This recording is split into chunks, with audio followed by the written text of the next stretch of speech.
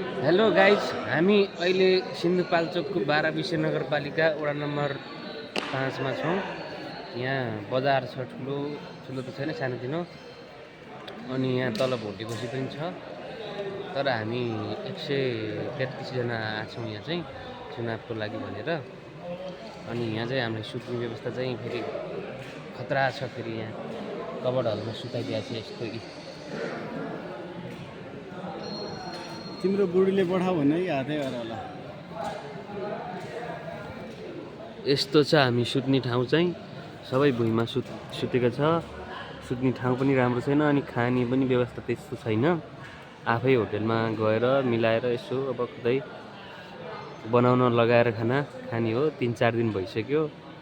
बुथमा पनि मतदान हुने केन्द्रमा नि लगेको छैन। सुत्न चाहिँ यसरी सुतिएको छ, बिजोग छ।